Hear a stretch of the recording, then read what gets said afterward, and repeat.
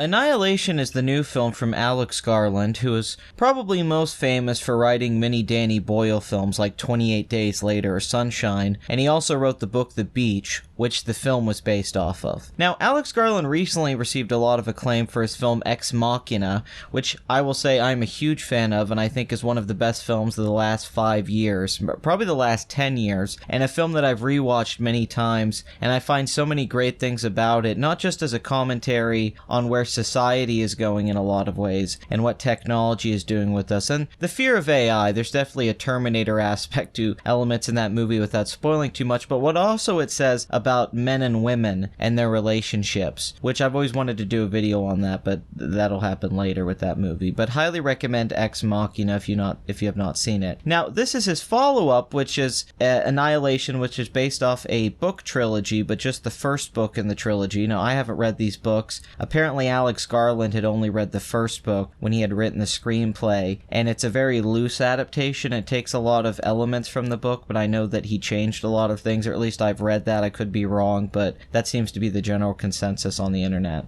So I was a little late to reviewing this film. It's not that I didn't see it already. Now, I was waiting for this to come on Netflix, but I didn't know that I would have to wait as long as I did because they released this internationally because of this whole screw-up with Paramount and this controversy with the producers and how they wanted to release the film because it didn't do well in test screenings. They said that it was too intellectual for people, whatever the hell that means. So really, if you had wanted to see this film without waiting, you had to go to the theater. So I went to the theater after it was out for about a week, and it's not like I didn't want to see this in the theater. I thought this was going to be a Netflix movie. I was just confused about the whole thing. I didn't know about that behind the scenes drama. So Annihilation is cerebral sci-fi. It's ambiguous. It's a lot about analogies, more so than explaining things to you. A lot of the things of the movie is what it's about, themes, subtext, things that I'm typically a big fan of. I'm a big fan of films that have a lot to say, and the director has opinions on things, and has a voice and a vision, and every frame, every moment is there to convey that, or multiple things like that, and you go back and find new rewarding things, rich experiences every time you watch the film.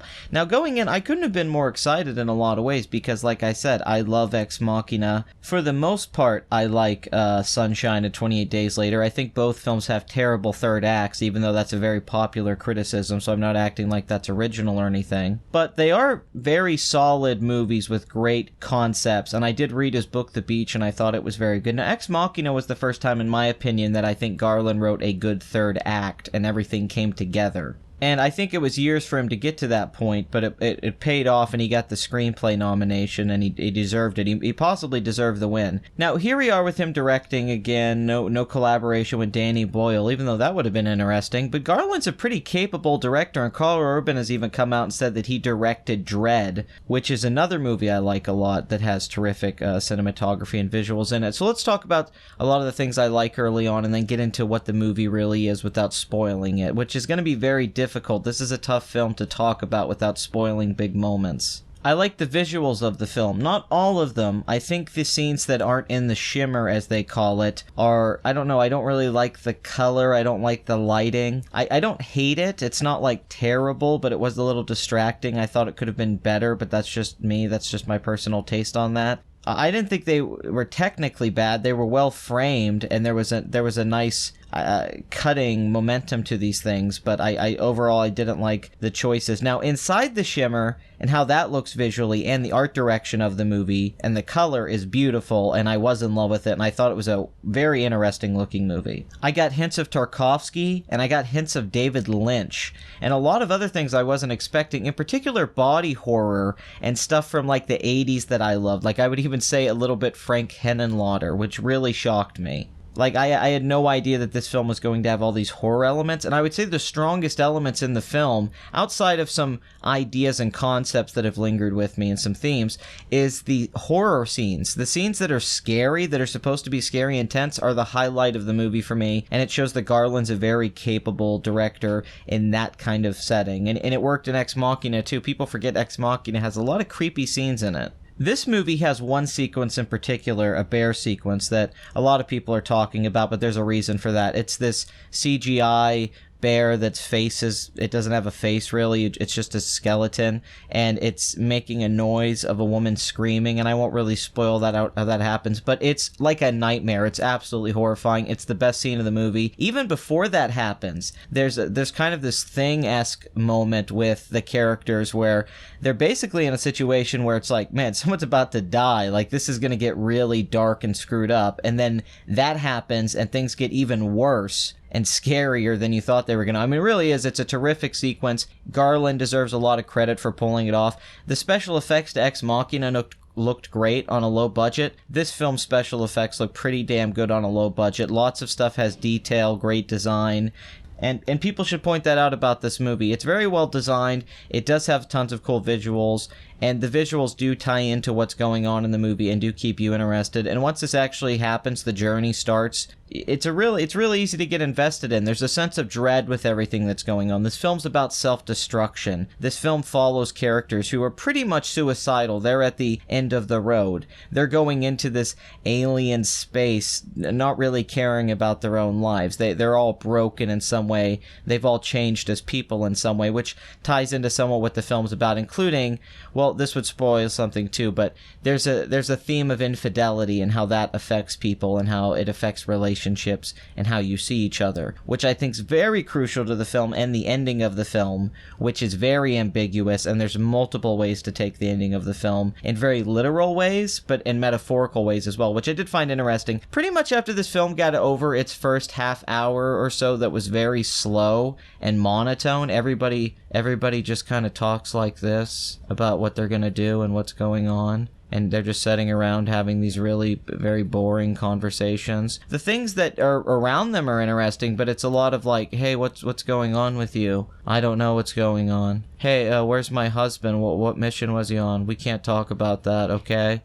Now, what do you think happened? You know, just stuff like that. I was like, okay, Garland, I don't have any problem with slow pacing, but there is this thing with modern movies, a lot of these films that get acclaim, these art films, these smart movies, and they're slow. It's not that they're long, it's that they're slow. The pacing isn't that great. I don't know if you have a film that just has a bunch of slow moments that don't really have anything going on, but they're supposed to mean something. That makes it brilliant. And I don't really go with that school of thought. I don't love Fanny and Alexander because it's a 3-hour movie or a 5-hour film. It's because the content within that 3 to 5 hours is amazing. The substance, the storytelling, the dialogue, the acting. It's not just, you know, nothing happening. And I'm not trying to say that Garland has to make a film a certain way that I like, but I don't like this. I think this stuff's simple. It's almost like it's kind of an excuse to show that you really don't have something fully formed, or you don't have as much of a story, and you're kind of padding it out to give the illusion that there's more going on than there really is. And I don't like that about movies like this. I don't think Ex Machina suffered from that. I think that its slower, deliberate pacing actually worked really well. This, on the other hand, while it never bored me, I didn't get bored or anything. I was kind of like, dude, Jesus Christ, you could cut 20 minutes out of this movie and it wouldn't affect it at all. The main story, the main stuff that's going on, not these cutting back and forth, this nonlinear structure, the flashbacks and the interview that Natalie Portman's having, and I guess in current timeline, is just not, it's just not that compelling. It's kind of cool visually at points. It's kind of cool with implication, but I feel like all of those things could be done better if they were just one scene. You could get it across in 5-8 minutes. You don't need to spend this half-hour beginning where we don't really get to know any of the characters that well. There's a lack of character development big time with the supporting characters. People aren't that well defined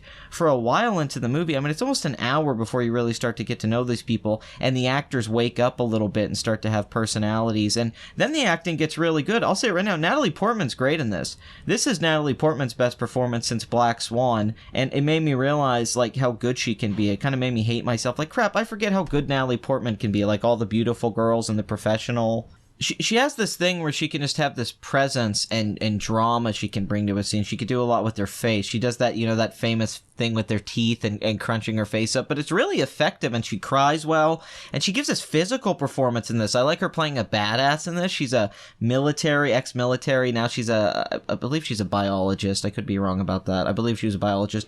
They're all scientists. It's a bunch of women that are scientists going out to do this. Now, I was a bit confused by that. I didn't really like that it made it like the government or everyone doing this was stupid. Like, we know that a bunch of military guys have gone out there and failed, so they send out a bunch of women that are scientists, and none of them really have military training outside of like 2 of them. And I kept thinking, why didn't you take some people with you? Why didn't you have somebody setting up outside of the shimmer? Why didn't you go back and forth more? Why didn't you separate in certain ways? I don't know.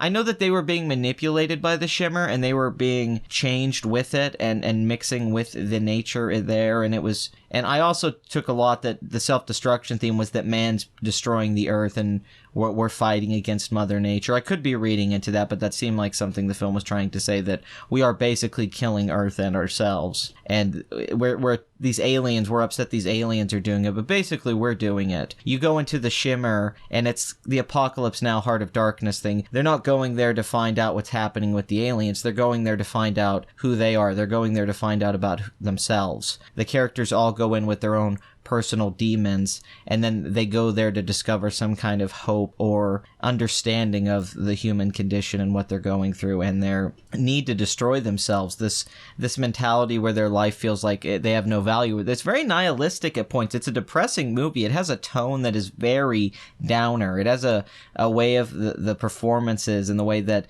the art design and all of that comes across that's very, and it's impeccable. I cannot emphasize enough how good the movie looks once they actually get in there, the design. There's some parts that I really love how they look. I really love the cinematography. I really love the choices he made and how to present these things. Sometimes it reminded me of a video game. There's a moment in particular that took me like right back to the first Halo game with the flood, and it's a scene with the camera, and I know this has been done in other things, but those moments are kind of, Ridley Scottish. There's a little bit of Alien in there. There's some awesome stuff there. Now the body horror, holy crap, did it kick ass.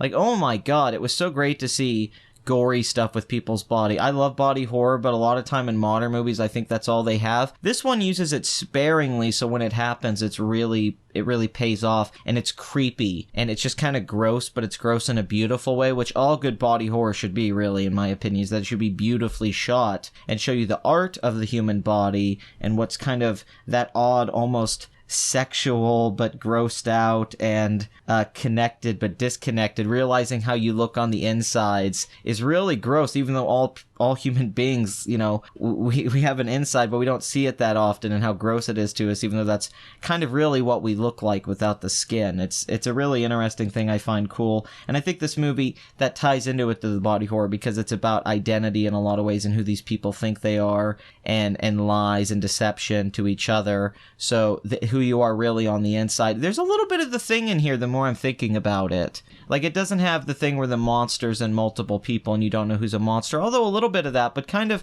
there's moments with them together trapped in the situation that reminded me of the thing, which is really cool. Now to get into the more negative stuff about the movie, once again, just Natalie Portman's performance is great. I think this is her best performance in years. Love her physical acting in this, and I mean that you buy her as this military chick. It reminded me of Amy Adams in Arrival. Very good performance, very to the point. She doesn't have a lot of sentimentality or anything like that, which I like about it. Oscar Isaac, always great. Who doesn't love Oscar Isaac? He has a lot of presence in this. He's not in it that much, but I do like him. I think his early scenes are... God, I don't want to say they're boring, but, they weren't my favorite parts of the movie. But the stuff with him later, I think, is absolutely terrific. Jennifer Jason Leigh, I don't really love in this movie, even though she's one of my all-time favorite actresses. All the other chicks are fine.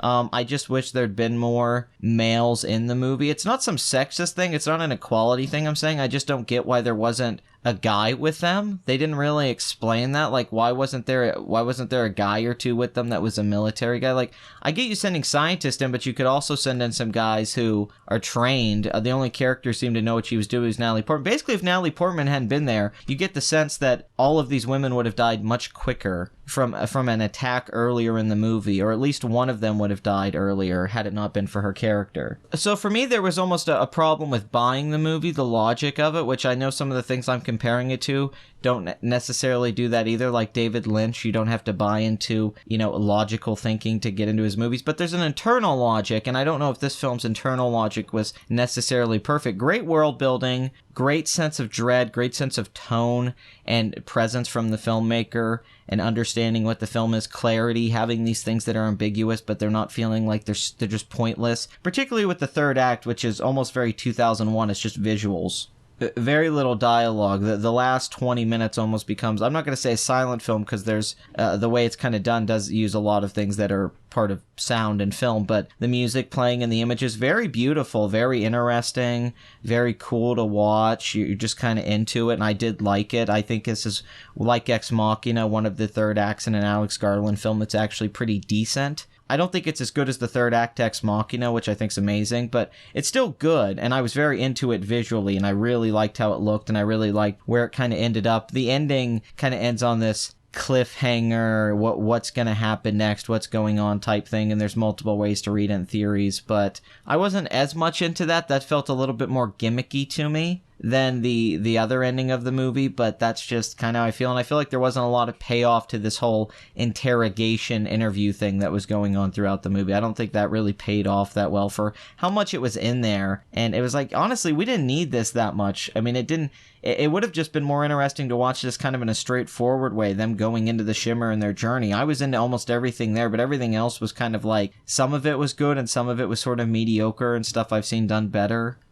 Pacing's just something I complain about. I get a lot of crap for that on this channel, that I complain about movies and their pacing. People go, oh, well, you know, they think it's a nitpick, or you're judging films based off your standards of how you like things. But I think a lot of filmmakers today get very lazy with this, making a film that moves and actually has momentum to it. I think a film can be slow with purpose. I don't think that this film necessarily pulls that off, especially in the first 30 minutes. I didn't dislike the first 30 minutes. Once again, it just felt like it didn't need to be padded out that long. It didn't need to be a 2-hour movie. In fact, I don't think it had enough story to sustain a 2-hour movie. I think it would have been much better as a 95, 100-minute long movie, which is not a complaint. I'm not saying it's a bad movie because of that. I just think it could have been an even better movie that has more rewatchability to it, because I don't see myself watching this too many times simply for the fact that it is slow. It is kind of, it's laborious. You have to sit through it and be patient with it, which is fine the first time you see it, but I don't think that's going to hold up for me on multiple viewings. And I think that even with the interpretations of things, I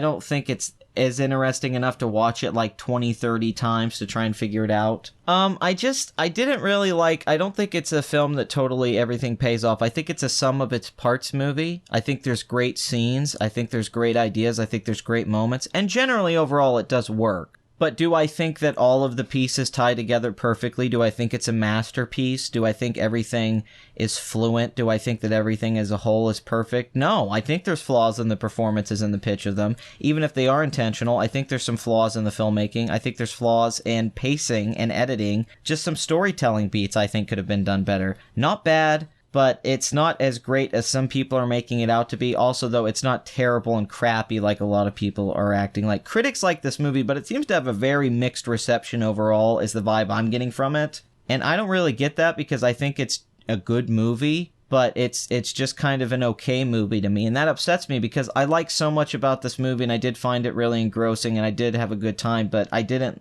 go away completely intellectually stimulated. I didn't go away thinking about it so much. I've thought about it a little bit, but not as much as I thought I would, and that is kind of telling to me that really I didn't find it that engaging overall. It was more of a film that I experienced while I was watching it and went through this journey with these characters and this horror and the reveals that happened, but it was less so that I was sitting there and thinking about wow, this is so cool, and I love where this is going, and I love all that. It was just more of I was enjoying it as almost a horror movie, horror adventure, Predator-esque movie, not necessarily as some deep sci-fi, which is weird. I thought it was going to be a deep piece of sci-fi, but really what I liked about it more was as a genre film, just as a genre piece of filmmaking, of kind of a adventure story in a sense, and a movie about discovery, which I thought was really great. And I always like a sense of discovery to something. When they find new things in this place, when they discover new things about the nature and what's happening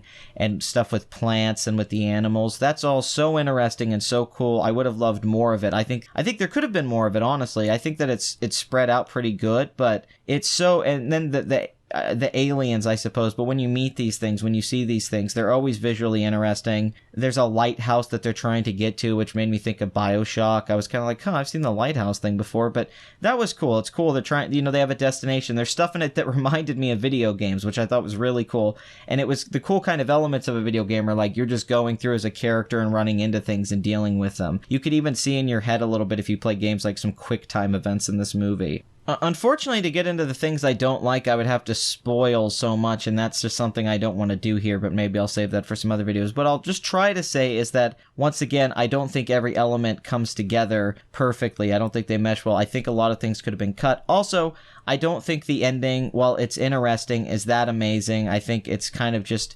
ambiguous with multiple meanings. I do think ultimately it's about the relationship of those two characters and what they've went through and where they're at now. I do think that's what the movie's about in a lot of ways, with at least with characterization and tying into so many of the things that the movie's, what it's saying. But the main storyline, and of course all of the side characters and the government's involvement and Jennifer Jason Leigh and all of that, I just don't think was totally pulled off that well, and I think kind of hurt the movie because it gave it this cheapness, almost B-moviness aspect to those elements that didn't really mesh with the stuff that felt like something that was really an artistic piece of pulp that I was really enjoying. Maybe not pulp, but it just embraced kind of a nature of just fun, of camp, of joy in moments, of joys in body horror, and joy of just letting a moment linger and looking at something and quiet and these women arguing and disagreeing with each other. And I really like all that stuff so much. I'm not so much into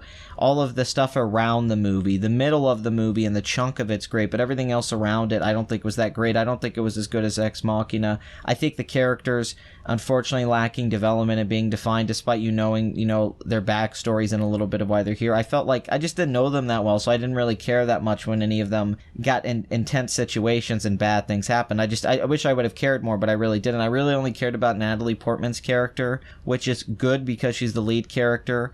I felt like even Oscar Isaac he's very good in the movie, I felt like he could have been used more. I don't think that fully comes together.